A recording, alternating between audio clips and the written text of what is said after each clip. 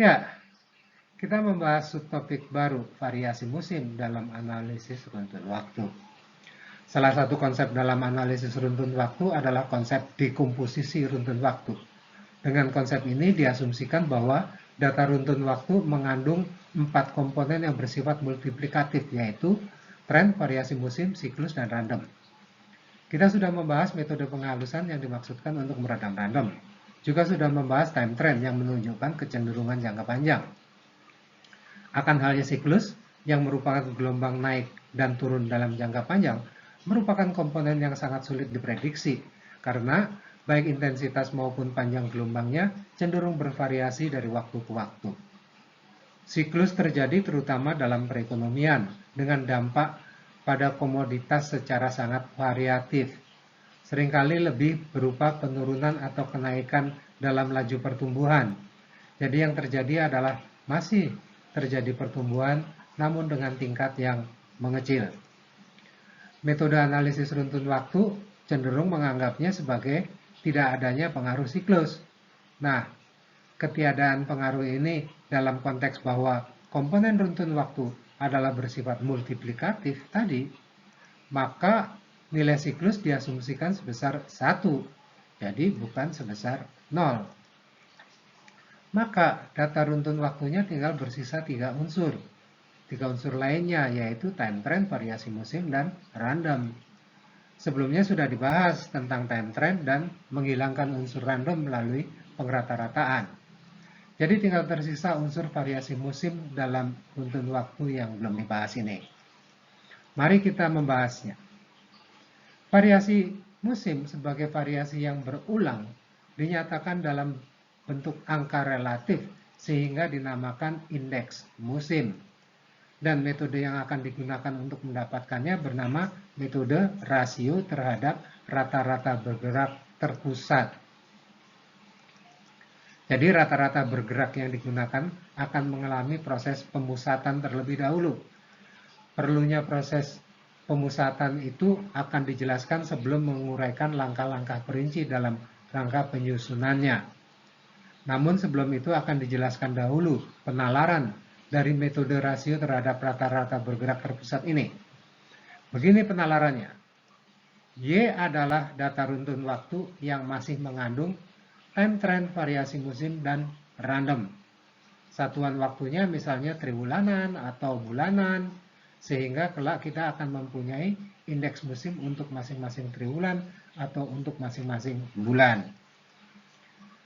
Yang sering dianalisis adalah untuk triwulanan.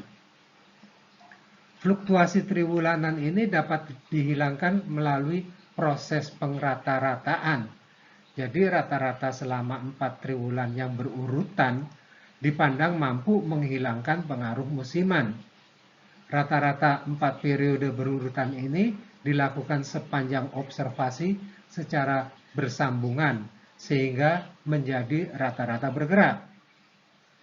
Misalkan data yang sudah terbebas dari variasi musim melalui proses pengrata-rataan tersebut adalah VCAP ini. Maka hasil bagi Y yang masih mengandung variasi musim dengan VCAP yang sudah terbebas dari variasi musim akan menghasilkan data runtun waktu yang hanya mengandung variasi musim dan random. Langkah berikutnya menjadi sangat teknis sehingga perlu disajikan bersama datanya pada frame berikutnya. Kita lihat bagaimana itu.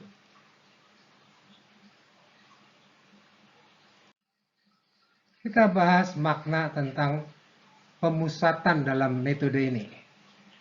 Disajikan sepenggal data triwulanan untuk penjualan yang demikian ini. Perhatikan identitas waktu pada kolom 1, angka tahun diikuti titik 1, titik 2, titik 3, dan titik 4 sesuai dengan tahun dan triwulannya. Untuk membebaskan data runtun waktu tersebut dari unsur variasi musim, maka dilakukanlah pengrata-rataan selama 4 triwulan berurutan. Untuk 4 triwulan pertama, inilah data yang dirata-ratakan. Di mana hasil rata-ratanya akan ditempatkan? mestinya di pertengahan atau median dari perjalanan 4 triwulan tersebut. Seperti yang dapat disimak, nilai rata-rata itu ada di kolom yang berjudul 4 triwulan rata-rata bergerak ini. Nah, demikian pula rata-rata untuk 4 triwulan kedua akan berlokasi antara triwulan 3 dan triwulan 4 ini. Kedua rata-rata ini dan rata-rata berikutnya tidak dapat digunakan untuk analisis karena posisinya yang di pertengahan 2 waktu. Apa akal kita? Ya sudah, rata-ratakan lagi 2 rata-rata yang berurutan itu. Sehingga hasilnya akan ditempatkan pada pertengahan posisi mereka yang akan sesuai dengan identitas waktunya. Untuk rata-rata dari 2 rata-rata pertama itu akan didapat rata-rata ini. Sedangkan rata-rata dari rata-rata yang kedua adalah yang ini.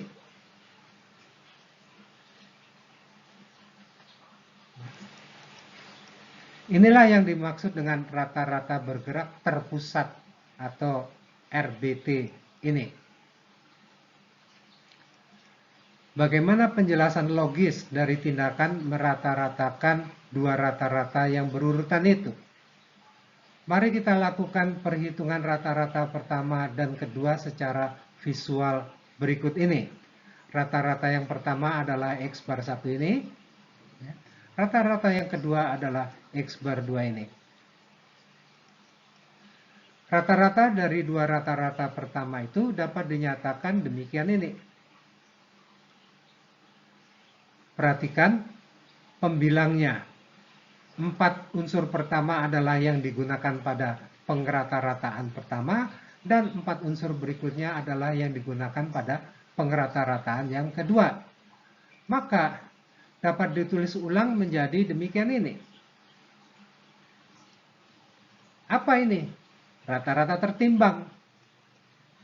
Dengan penimbang bahwa yang dekat dengan dirinya diberi bobot 2 dan yang jauh dari dirinya diberi bobot 1. Tentu saja ketika jaraknya lebih jauh, pengaruh fluktuasinya ada lebih kecil daripada yang berdekatan dengan dirinya. Untuk yang pengaruh fluktuasinya kecil diberi bobot 1, sedangkan yang pengaruh fluktuasinya besar diberi bobot 2. Pada triwulan 3 misalnya, pengaruh intensitas fluktuasi musiman dari triwulan 2, triwulan dirinya sendiri, dan triwulan 4 adalah masih atau akan besar, sehingga berbobot 2. Sedangkan triwulan 1 2007 dan triwulan 1 2008 karena jauh dari dirinya, maka pengaruh fluktuasi musiman terhadap dirinya adalah sudah atau akan kecil, sehingga diberi bobot 1. Jadi dapat diformulasikan bahwa rata-rata bergerak terpusat sebagai berikut ini. Selanjutnya kita akan mendapatkan rata-rata bergerak terpusat berdasarkan formula yang terakhir tersebut. Baik, kita lakukan proses penghitungan indeks musim dengan metode rasio terhadap rata-rata bergerak terpusat.